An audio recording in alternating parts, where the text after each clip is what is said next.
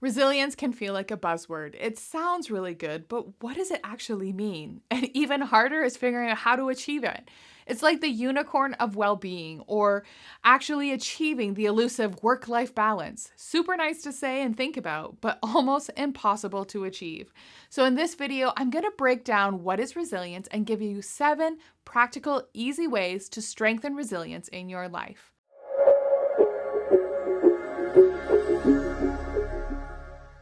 My name is Laura, founder of Hope Made Strong. We equip you and your ministry team as you support and care for others in your community. One of the favorite games of my girls when they were young is to keep the balloons in the air. You're running around, eyes darting, trying to prevent the balloons from touching the ground, because if you have kids, you know the floor is lava. At first, it's going okay. You have a rhythm and you're able to send the balloons high into the air as you reach for the next one. But eventually, the balloons get further and further apart, or they hit an obstacle and you become frantic trying to save the balloons from hitting the floor. This can feel like life sometimes. You're trucking along, feeling good, and then one area of life takes an unexpected turn, and then another hits an obstacle, and you begin to lose control, trying to regroup as the balloons fall to the floor and you feel like you've failed at everything. But the belief that you can somehow create a life that is consistent and balanced is not realistic. This also feeds into the belief that we can be happy all the time. This is a myth. There will always be ups and downs. And to strive or avoid suffering and struggle, it's not realistic. And in my opinion, it's not healthy. God created us to have emotions, and it's not wrong to feel them. It's not shameful or bad to feel angry or sad, frustrated, or grief. These are emotions, and if we reject them, we also limit our ability to feel joy, excitement, and adventure. Resilience is the ability to bounce back or withstand adversity. It isn't the absence of struggle or pain. It's the ability to come out of a time of suffering quicker, easier, and perhaps with some growth. The 7 keys of resilience are practical, simple ways that strengthen your resilience. They build up your ability to face adversity and bounce back quickly. It can be easy to blame the negative circumstances for our suffering and difficulty, but let's face it, life is hard, and we will continue to face hardships until we reach heaven. So rather than focusing on avoiding difficulty or minimizing struggle, focus on strengthening these 7 areas, and you will find the journey through struggle and difficulty much shorter. We've created a great reminder of these 7 keys to resilience, a keychain that offer encouraging messages for yourself or a gift for someone who is struggling. If you're interested in ordering these keychains, click the link below in the show notes.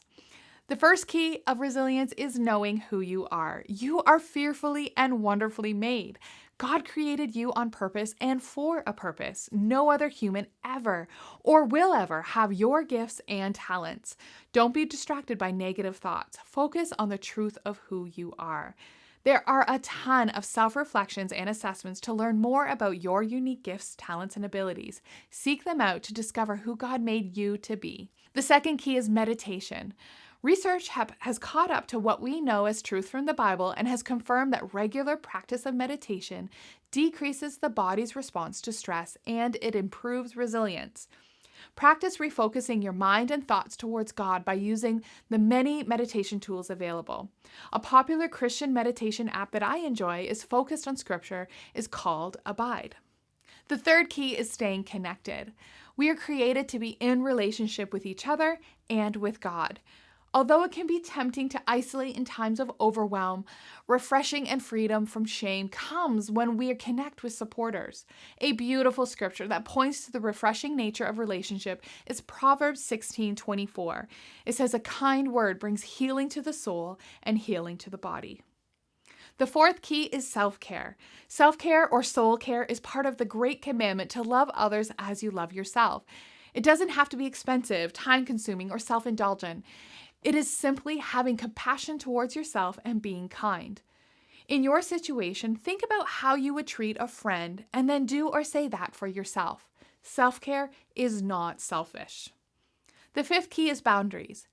Even Jesus would often say no to people and saying yes to spending time alone, refueling, and time in prayer.